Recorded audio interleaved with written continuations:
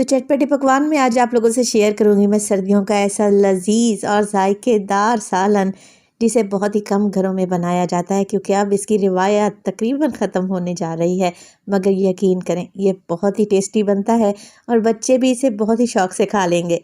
बिस्मिल्लाहिर्रहमानिर्रहीम, अस्सलाम वालेकुम। खुश रहें, आबाद रहें, जहाँ भी रहें हैप्पी रहें और हेल्दी रहें। तो मैं हूँ फ़ायज़ा और वेलकम करती हूँ आपको चटपटे पकवान में।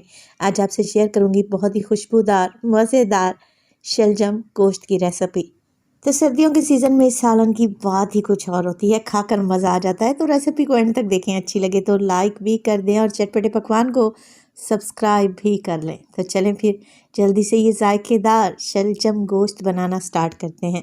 अच्छा, आज मैं बनाने जा रही हूँ शलजम गोश्त बीफ में, आप मटन में भी बना सकते हैं। तो प्रेशर कुकर में डाल दिया है मैंने 1 किलो के बराबर बीफ। तो मैं हड्डी वाले मिक्स गोश्त का इस्तेमाल कर रही हूँ। यहाँ पर आप अगर हड्डी वाला बीफ लेंगे ना, कुछ बोनलेस पीसेस भी हैं और हड्डी वाला बीफ भी है, जिससे सालन भी बहुत ही टेस्टी बनकर तैयार होता है। चले जी, 2 मीडियम साइज़ के प्याज ले लें और इस तरीके से रफली सा काट कर कुकर में ही शामिल कर दें। तो आज आप लोगों से वो तरीका शेयर करने लगी हूँ शलजम गोश्त बनाने का, जैसे मैं अपने वालिद साहब के लिए बनाती थी। अल्लाह पाक उन्हें जन्नतुल फिरदौस में आला मकाम अता फरमाए, बड़े ही शौक़ से खाते थे। तो प्याज के साथ ही मैंने 2 से 3 टमाटर भी डाल दिए हैं मोटा मोटा काट कर। नमक डालें 1 टीस्पून, हाफ टेबल स्पून डालेंगे मोटी कुटी हुई लाल मिर्च और 1 टेबल स्पून धनिया पाउडर। इसके अलावा शामिल करूंगी मैं हल्दी 1/4 टीस्पून और डालेंगे इसमें लाल मिर्च का पाउडर 1 टीस्पून, या आप अपने जायके के मुताबिक डाल दें। अच्छा जी, इसके अलावा सालन में खुशबू पैदा करने के लिए 2 छोटे टुकड़े दालचीनी के और ये हैं 2 अदद बड़ी इलायची छोटे साइज़ की हैं, जिसका आप लोगों ने मुंह खोल कर डाल देना है। अदरक लहसुन का फ्रेश पेस्ट डालेंगे 1 टेबल स्पून भर के और इसी स्टेज पर मैं गोश्त में ही ऑयल शामिल कर दूंगी। तो तकरीबन आधा कप के बराबर कुकिंग ऑयल भी डाल दें। पानी डाल देंगे इतना कि गोश्त इसमें अच्छे तरीके से गल जाए। तो मैं तकरीबन 1 लीटर के बराबर पानी डालने लगी हूँ, या फिर 2 गिलास कह लें। मिक्स कर लेंगे और मिक्स करने के बाद अब हमने यहाँ पर बीफ को पकाना है। तो शलजम गोश्त बनाने का ये आसान तरीन और लजीज तरीका आप लोगों से आज शेयर करूंगी। इस तरीके से ना ही आपको प्याज को ब्राउन करना पड़ेगा, ना मसाला को भूनना पड़ेगा, आसानी से बन जाएगा और टेस्टी सालन तैयार होगा इंशाअल्लाह ताला। तो मैं प्रेशर कुकर का ढक्कन लगा दूंगी और तकरीबन 30 से 35 मिनट के लिए इसे पकने के लिए छोड़ देंगे, जब तक कि बीफ तकरीबन 80 to 90% तक गल नहीं जाता। तो जब तक बीफ गल कर तैयार हो रहा है, मैं शलजम काट कर तैयार कर लेती हूँ। तो मेरे पास 1 किलो शलजम है, मगर मैं सारे नहीं डालूँगी। तकरीबन 3 मीडियम साइज़ के शलजम का इस्तेमाल करूँगी, जो तकरीबन वज़न में ½ केजी या आधा किलो के बराबर होंगे।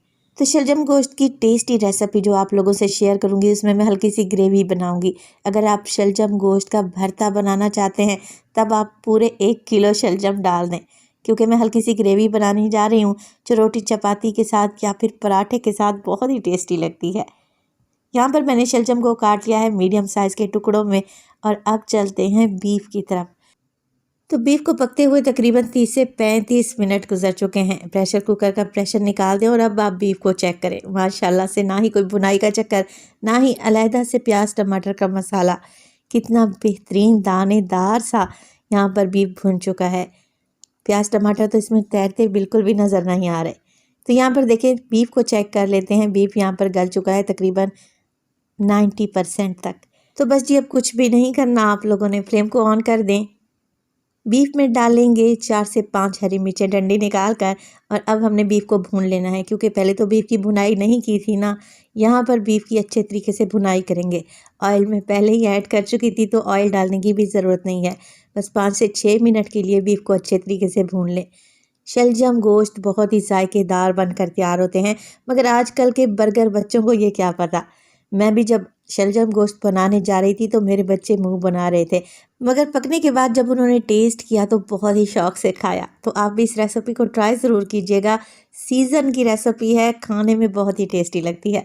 तो देखिए, गोश्त की भुनाई करने के बाद मैंने डाल दिया इसमें शलजम, जो कि मैंने काट कर रखे हुए थे। ज़्यादा बड़े टुकड़े नहीं काटिएगा, इस तरीके से मीडियम टुकड़े काट कर डालेंगे तो जल्दी से गल कर तैयार हो जाएंगे।